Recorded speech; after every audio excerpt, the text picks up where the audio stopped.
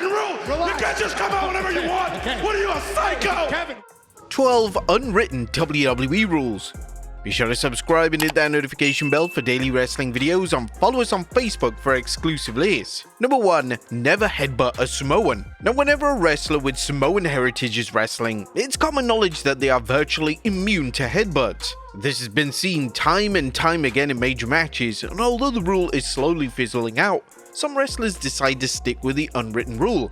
Notably, in late 2024, Drew McIntyre delivered a Glasgow kiss on Jey Uso, and although the main event Jey took the bump for the move, McIntyre reacted as if he'd been knocked out as well. Now, sometimes it's not just headbutts that Samoans are immune to. Sometimes it could even be D'Lo Brown's leg drop, as seen with Rikishi. And if you think WWE's female Samoan talent are excluded, well, Paige found that out with Tamina. Number 2. Never hit Rikishi's backside. Rikishi's biggest weapon during his WWE run wasn't actually his head, but his backside.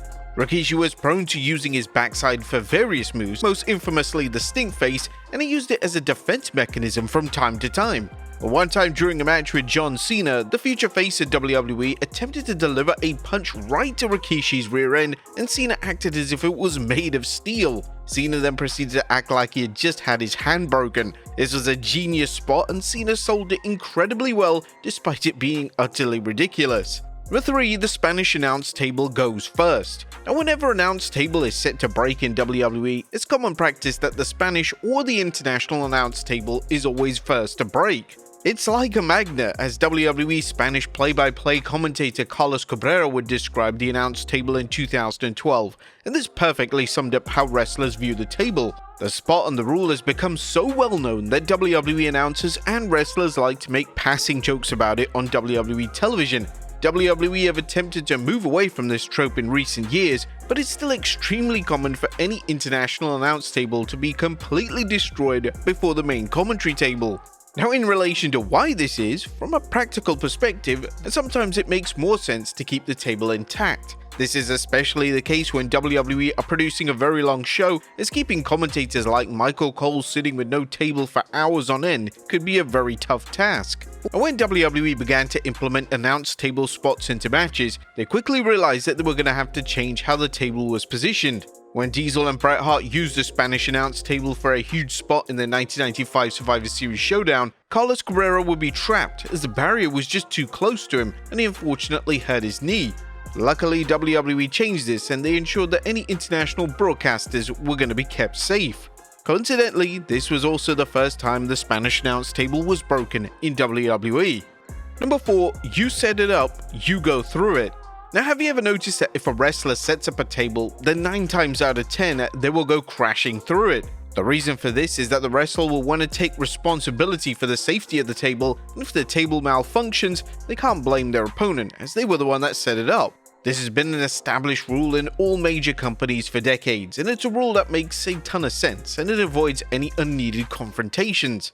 The same rule is applied for spots involving chairs or other weapons, and the only time that any deviation occurs from this set rule is when fans are playing WWE 2K24. Number 5. WWE referees have 1 HP in every match. One of the most hilarious and common unwritten rules in wrestling is that if a referee takes a move, then they will be out of action for an extended period. It doesn't matter what the move is, the referee is going to sell the impact to the move as if he's just been annihilated in the ring. And the reason for this is that when a referee is taken out of action, it's so some type of illegal action can occur during the match, and the referee needs to be out of action for a significant amount of time. This was a rule that was heavily mocked during the Attitude Era, yet it's continued as the years have gone on, and fans have started to question if this is a rule that needs to be switched up. Criticism comes from the fact that a lot of referees, particularly those in WWE, are shredded and are actually in peak physical condition. Therefore, it just makes a lack of sense for them to be knocked out for such a long time. Interestingly, when a wrestler takes a role of a guest referee, they somehow seem to be knocked out rather easily, and they act as if they have never taken a wrestling move before. Perhaps the referee shirt is cursed. Number 6. Wrestlers have to watch TV at a 30-degree angle. Vince McMahon had a range of unusual rules during his WWE leadership, and one of them related to insisting that wrestlers would watch television backstage at a 30-degree angle. Now, this was clearly so the camera could see the wrestler's entire body, but even still, it made the wrestler look completely ridiculous. Who watches TV at a 30-degree angle? Now, this is not something that is just existing now. This goes all the way back to the New Generation era, as seen by Bret Hart, even into the Attitude Era, as seen by The Rock, but now it's definitely become more prevalent in this era. But one of the complaints for fans was that this greatly exposed that WWE was a TV show, as nobody was ever going to watch TV in this manner, and it was a rule that needed to die out. Former WWE talent Renee Young, who conducted interviews backstage in WWE for years, spoke about this rule during an interview with Sportskeeda, and Young quite rightly labeled the rule as weird and odd. Couldn't tell you, I have no idea, it's so weird. It's like when you're playing house, sort of, you're like pantomiming watching TV instead of watching it. It's odd, and I understand obviously when you're doing television and you're performing in some capacity, you've got to like open up to the camera more, so that everybody could see you and that they could see your reaction. It's more of that, I believe. It's more for the audience to see somebody kind of trying to watch the monitor, but they're not really able to see all that much. I don't know, I have no idea. Thankfully, Triple H has maybe loosened the rule on this, as he was probably sick of fans and companies such as AEW heavily mocking the bizarre trope. Number 7. Wearing jeans for a street fight makes you stronger.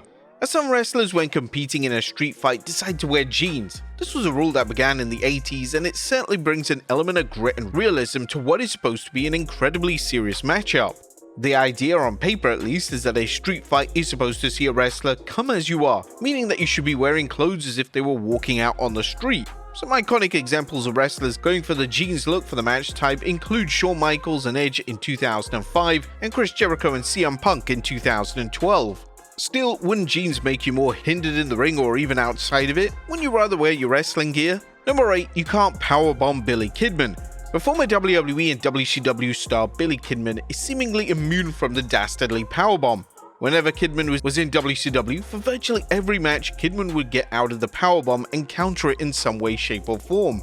It was almost as if Kidman didn't like to take a huge bump that the powerbomb involved. This actually became a running joke online, so much so that compilations exist of Kidman escaping the powerbomb. Those few diehard Kidman fans saw this and decided to respond with their own compilation of Kidman actually taking the powerbomb bump, which certainly added great hilarity to the lore of this unwritten rule. Number 9. Never drink a beer with Stone Cold Steve Austin.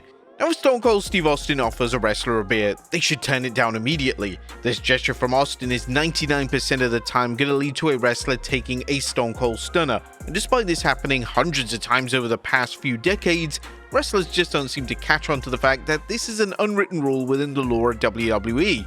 Now, we said 99% of the time, as there are certain names that have escaped this fate, however. This is usually babyfaces. Most notably, Becky Lynch on Raw in 2020 escaped without being hit with a stunner. This was likely due to WWE's policy on intergender wrestling. The same didn't apply for Stacy Keibler or Linda McMahon though. Number 10. Never climb a ladder quickly. The ladder matches have become so formulaic in modern wrestling, as every single ladder match features the wrestler refusing to just rush up the ladder and take what's above the ring. If a wrestler makes any attempt to speedrun the ladder climb, then they will usually stop halfway through, or they will only rush up to meet their opponent at the top for the planned spot. It's practically an unwritten rule in ladder matches that you can only win if you climb as slowly as a sloth.